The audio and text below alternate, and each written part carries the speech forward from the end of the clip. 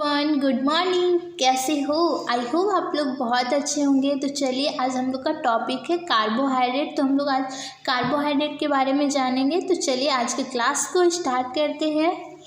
तो dear friends, आप सभी को पता होगा कि कार्बोहाइड्रेट्स क्या है।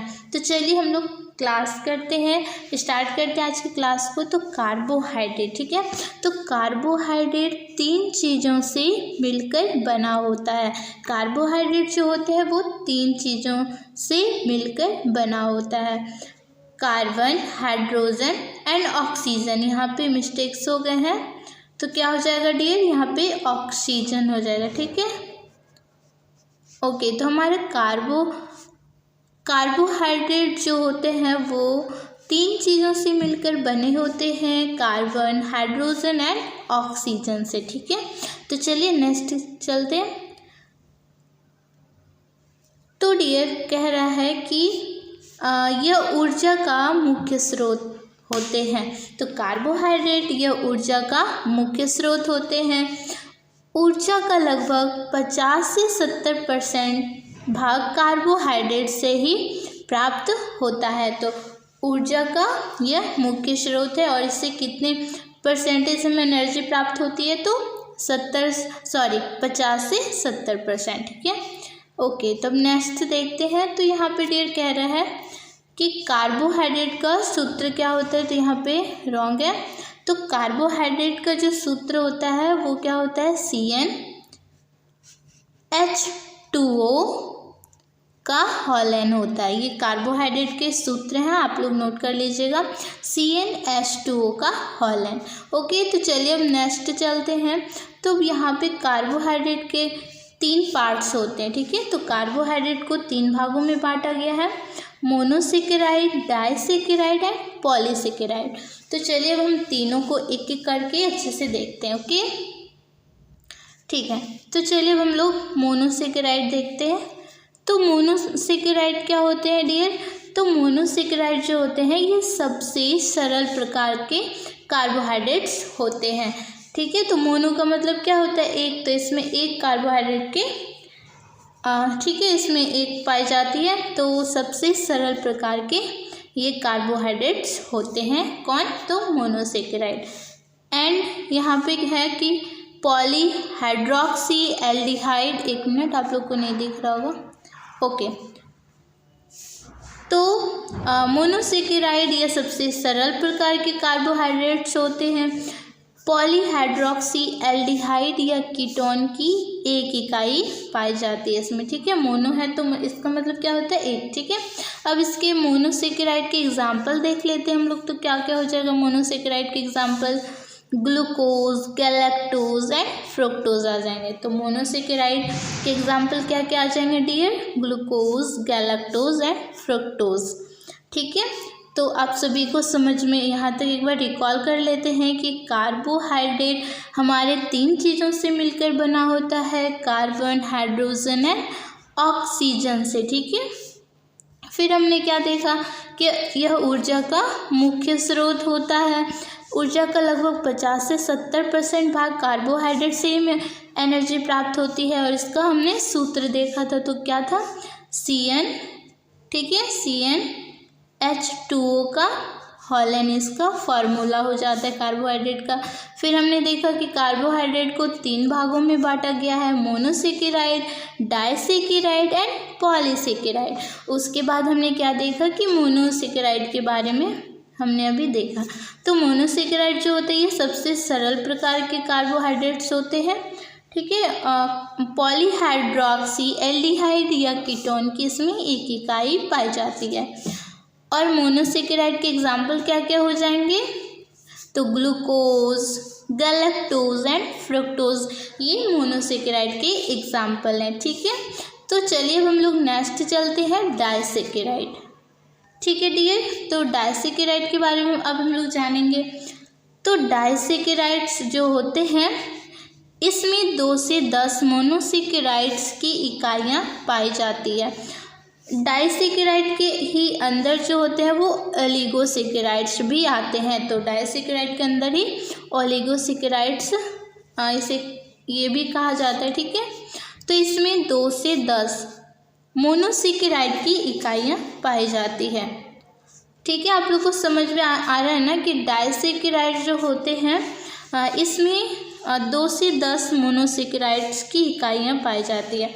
मोनोसेकेराइड में कितने थे? तो 1 थे।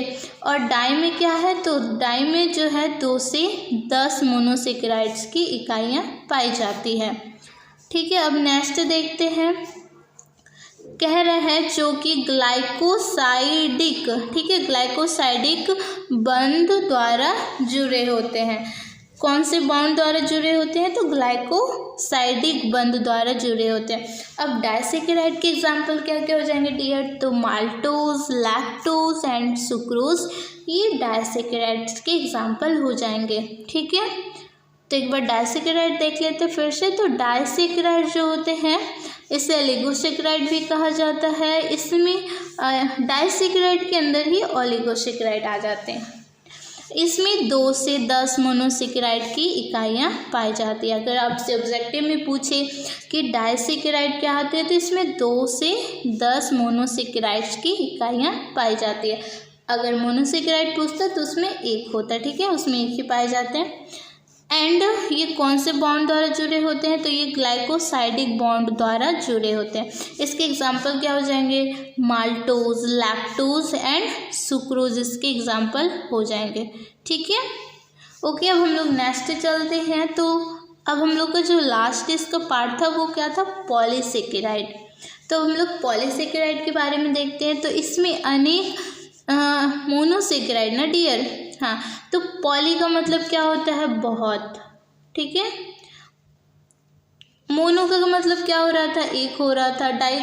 डाइसेकेराइड में क्या आ रहे थे? 2 से 10 आ जा रहे थे। ठीक है, और पॉली का मतलब क्या हो जाते? बहुत ज़्यादा। ठीक है, पॉली मतलब बहुत। तो इसमें पॉलीसेकेराइड में क्या हो जाएगा डियर? तो पॉलीसेकेराइड इसमें अनेक, ठीक है, अनेक मोनोसेकेराइड की इकाइयाँ पाई जाती है। ठीक है, इसमें अनेक मोनोसेकेराइड की इकाइयाँ पाई जाती है।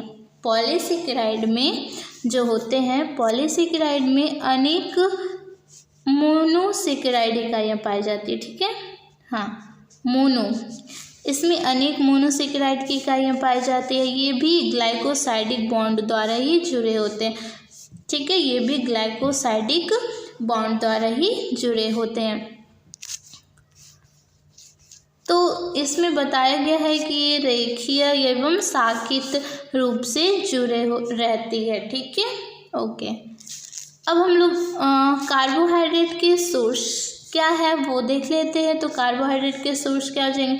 अनाज, दाल, कंदमूल, शहद, गुड़, खजूर, glucose, fructose, galactose, maltose, sucrose, ये सब और भी बहुत सारे हैं। तो ये सब कार्बोहाइड्रेट के एग्जाम्पल आ जाएंगे। ओके, तो हम लोग देखते हैं कि इसके रिक्वायरमेंट कितने हैं। ठीक है, अभी हम लोग ने पढ़ा था कि 50 से 70% भाग जो होता है एनर्जी हमें किससे मिलती है? तो कार्बोहाइड्रेट से ही मिलती है। ठीक है, तो देख लेते हैं एक बार और हम लोग। तो कह रहे डेली रिक्वायरमेंट ऑफ कार्बोहाइड्रेट, तो कुल ऊर्जा का लगभग 50 से 70% भाग कार्बोहाइड्रेट युक्त भोज्य पदार्थों का सेवन करने से हमें प्राप्त होती है या फिर करना चाहिए। ठीक है, कार्बोहाइड्रेट जो होते हैं ये ऊर्जा का मुख्य स्रोत होते हैं। ठीक है डियर, ओके, तो कार्बोहाइड्रेट ऊर्जा के मुख्य स्रोत होते हैं। फिर हम लोग कुछ देख लेते हैं जो आप लोग के एग्ज़ाम में 1 मार्क्स जो एग्ज़ाम होते हैं। ठीक है, वहाँ पे भी पूछे जाते हैं 1 नंबर क्वेश्चन में कि कार्बोहाइड्रेट जो होते हैं वो हमारे शरीर में ग्लाइकोजन के रूप में स्टोर रहता है। अगर ऑब्जेक्टिव सब में ये सब क्वेश्चन हमेशा पूछे जाते हैं कि कार्बोहाइड्रेट्स शरीर में किस रूप में स्टोर होते हैं, तो वो ग्लाइकोजन के रूप में स्टोर होते हैं। ठीक है, एक वयस्क में लगभग 500 ग्राम ग्लाइकोजन संग्रहित रहता है। ठीक है, तो कार्बोहाइड्रेट हमारे शरीर में किस रूप में स्टोर होते हैं? तो ग्लाइकोजन के रूप में स्टोर रहते हैं। आप लोग ध्यान रखिएगा। ओके, तो आई होप कि आप सभी को कार्बोहाइड्रेट समझ में आ गए होंगे। तो प्लीज़ कमेंट में ज़रूर बताइएगा कि आप सभी को आज का क्लास कैसा लगा। ओके डियर, तो आप सभी लोग अपना फीडबैक ज़रूर दीजिएगा। उसके बाद फिर हम लोग अच्छे से प्रोटीन करेंगे, फैट करेंगे। ओके, तो आप लोग कमेंट में बता दीजिएगा कि आप सभी को क्लास कैसा लगा, तो प्लीज़ फीडबैक दे दीजिएगा। तो आज के क्लास को एंड करते हैं, तब तक के लिए bye bye and take care. हाँ प्लीज़ आप लोग अपना कमेंट जो है ना फीडबैक ज़रूर दीजिएगा कि क्लास कैसा लगा आपको। ओके, तो bye bye and take care.